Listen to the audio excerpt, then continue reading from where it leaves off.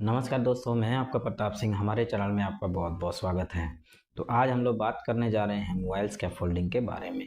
Mobile scaffolding क्या होता है, उसमें कौन कौन से पॉइंट्स हम लोग को ध्यान में रखने होते हैं।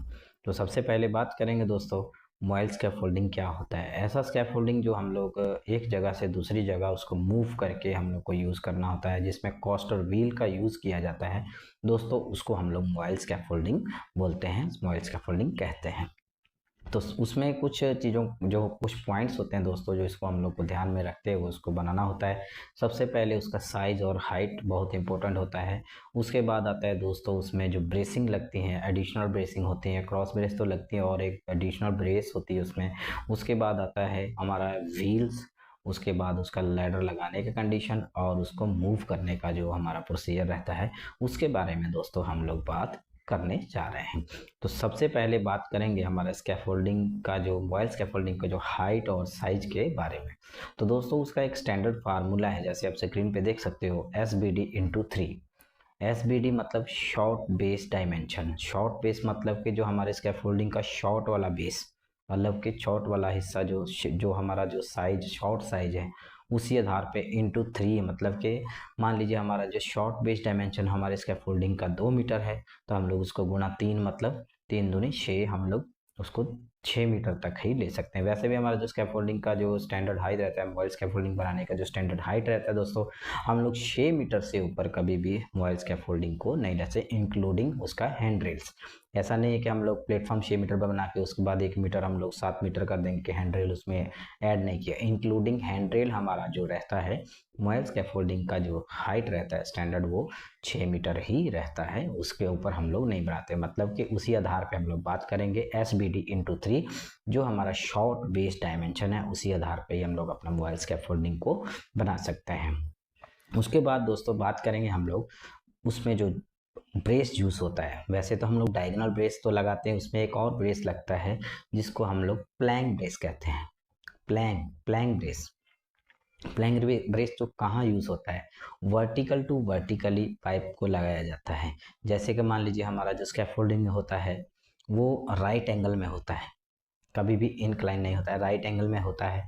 तो अगर हम लोग मूव करते हैं उसको, धक्का लगा के मूव करते हैं हमारे स्कैफोल्डिंग को, तो उसको मतलब हमारा जो राइट एंगल जो रहता है, स्कैफोल्डिंग का जो साइज रहता है राइट एंगल में रहता है, वो आउट होने के चांसेस भी होते हैं। इसीलिए उसका जो हमारा एक ब्रेस लगाया, जैसे आप स्क्रीन में देख सकते हो, हमारा कौन सा ब्रेस है, प्लैंक ब्रेस इसको कहा जाता है। ये अगर हम लोग नीचे एक एक ब्रेस हम लोग नीचे लगाते हैं, एक ऊपर लगाते हैं, अल्टरनेट करके उसको क्रॉस पोजीशन में हम लोग 2 ब्रेस लगाते हैं, जिसको हम लोग प्लैंक ब्रेस कहते हैं, जो मोबाइल स्कैफोल्डिंग में बराबर यूज होता है।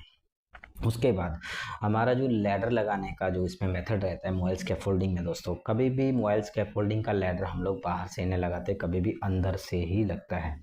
हमारा जो मोबाइल स्कैफोल्डिंग का लैडर कभी भी हमारे मोबाइल स्कैफोल्डिंग के अंदर से लगता है, कभी भी बाहर से नहीं लगा सकते हैं।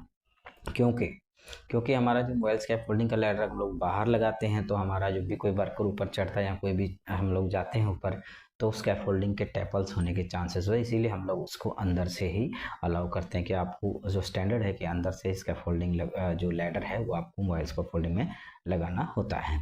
उसके बाद दोस्तों बात करेंगे उसके बारे में, व्हील के बारे में।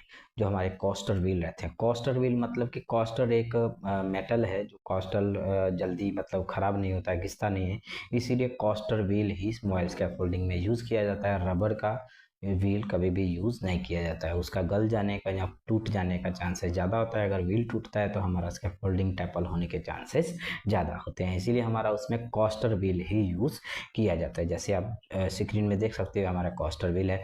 व्हील लगाते समय उसमें कुछ चीज़ों का आपको ध्यान रखना दोस्तों, आपका जो व्हील का लॉकिंग सिस्टम है वो बराबर काम करता होना चाहिए, व्हील का जो लॉकिंग सिस्टम फेल नहीं होना चाहिए। उसके बाद आता है दोस्तों हमारा उसको मूव करने का तरीका। कभी भी मोबाइल स्कैफोल्डिंग को हम लोग मूव करते हैं तो उसके जो हमारे व्हील्स के लॉक रहते हैं उसको अनलॉक करके, कभी भी ऊपर कोई आदमी नहीं होना चाहिए। आदमी अगर ऊपर है तो उसको नीचे उतार के खाली स्कैफोल्डिंग को हम लोग मूव कर सकते हैं। इससे इसमें क्या होता है कि अगर कोई ऊपर आदमी है हम लोग मूव करते समय कभी भी हमारा स्कैफोल्डिंग टैपल कर सकते हैं या कुछ भी हो सकता है, तो हमारा जो ऊपर का आदमी है उसको इंजरी हो सकता है। इसीलिए कभी भी मोबाइल स्कैफोल्डिंग को मूव करते समय उसके ऊपर कोई भी आदमी या कोई भी मैन पावर नहीं होना चाहिए। तो ये था दोस्तों हमारा मोबाइल स्कैफोल्डिंग के बारे में जानकारी। ऐसी ही वीडियो हम लोग लेके आते रहेंगे, हमारे चैनल पे बने रहिएगा। वीडियो कैसा लगा हमारे कमेंट में ज़रूर बताइएगा और वीडियो को शेयर ज़रूर कीजिएगा और चैनल को सब्सक्राइब करना ना भूलें। बहुत बहुत धन्यवाद।